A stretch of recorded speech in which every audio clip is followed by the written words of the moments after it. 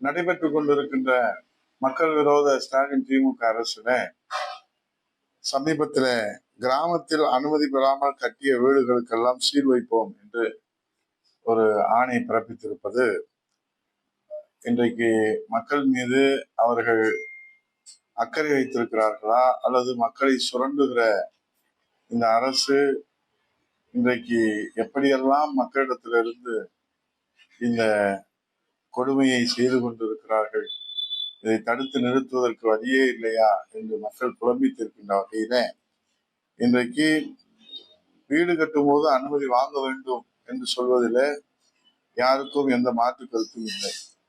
ஆனால் அனுமதி பெறவில்லை என்றால் வீட்டுக்கு சீல் வைப்போம் என்று சொல்வதோ இடிப்போம் என்று சொல்வதோ அது எந்த வகையில ஏற்றுக்கொள்ளக்கூடியதாக இல்லை. இதுவரைக்கும் அந்த நடைமுறை இல்லை. புதிய நடைமுறையை கொண்டு வருகிற போது அது பற்றி மக்களிடத்தில் விழிப்புணர்வை ஏற்படுத்த வேண்டும். ஆனால் சீல் வைப்போம் என்று சொல்வது இது ஜனநாயகத்துக்கு அழகல்ல, இது ஒரு சர்வாதிகார போக்கு. கிராமத்தில் இருக்கின்ற விவசாயிகள் எல்லோரும் படித்தவர்கள் என்று நாம் எல்லா விவரங்களும் அவர்களுக்கு தெரிய வேண்டும் என்று எதிர்பார்ப்பது கேள்விக்குறியாக இருக்கிறோம். ஆகவே முதலிலே மக்களுக்கு விழிப்புணர்வை ஏற்படுத்தி அவர்களுக்கு வாய்ப்பு வழங்க வேண்டும். நீங்கள் வீடு கட்டுவதற்கு இது மாதிரி நடைமுறைகளை பின்பற்ற வேண்டும் என்று சொல்ல வேண்டும். அதை விட்டுவிட்டு தங்களுக்கு அதிகாரம் இருக்கிறது என்கிற மமதியில இது போன்ற அறிவிப்புகளை வெளியிடுவது என்பது இது முழுக்க முழுக்க மக்கள் விரோத செயலாக பார்க்கப்படுகிறது. இது கிராமங்களில் இருப்பவர்கள் பொருளாதாரத்திலே எந்த நிலையில இருக்கிறார்கள், இன்னும் நாம் கிராமங்களை முறைப்படுத்தி இன்னும் நாம் முறையாக நாம் செய்திருக்கிறோமா, இந்த அரசு கிராமங்களில வசதி வாய்ப்புகள் என்ன செய்திருக்கிறது, சாலை வசதி, குடிநீர் வசதி, சுகாதார வசதி, கல்வி வசதி, இது இந்த அரசு கொடுத்திருக்கிறதா என்று நாம் பாடுபட்டு சேர்த்த பணத்திலே, ரத்தம் சிந்தி வேர்வை சிந்தி சேர்த்த பணத்திலே தனக்கு சொந்தமாக ஒரு இல்லம் கட்டி கொண்டு அதிலே குடியிருந்து கொண்டு தங்கள் வாழ்வாதாரத்தை அவர்கள் இன்றைக்கு போராடி நடத்தி கொண்டிருக்கிற வேலையில இதற்கு அனுமதி வாங்கவில்லை என்றால் சீல் வைப்போம் என்று சொல்வது, எந்தெந்த வகையிலெல்லாம் மக்களிடத்திலிருந்து பணத்தை சுரண்டுவது என்றுதான் இந்த அரசு சிந்திக்கிறதே தவிர எந்தெந்த வகையிலெல்லாம் மக்களுக்கு உதவுவது என்பது இந்த அரசுக்கு கிஞ்சூற்றும் சிந்தனை இல்லை.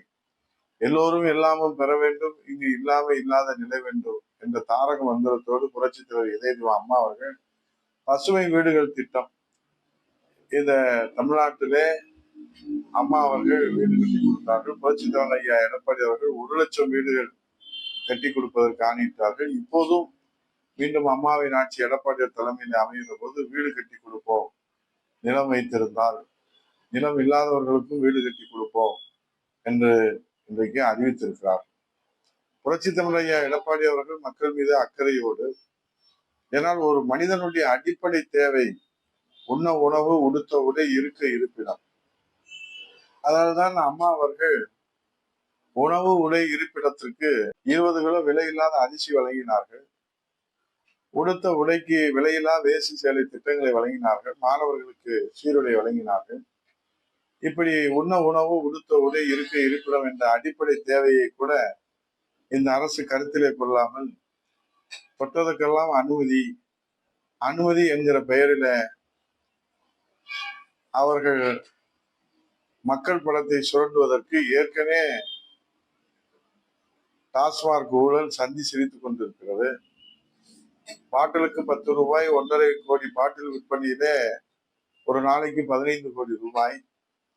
இந்த 15 கோடி ரூபாய் ஆண்டுக்கு 5,400 கோடி ரூபாய் மக்களுடைய பணத்தை சுரண்டி அரசு கஜானாவிலே சேர வேண்டிய பணத்தை தன் வீட்டு கஜானாவில இன்றைக்கு மேலிடம் என்ற பெயரிலே கருணாநிதி, முத்துவேல் கருணாநிதி ஸ்டாலின் அவர்கள் குடும்பம் கொள்ளையடித்துக் கொண்டிருக்கிறது.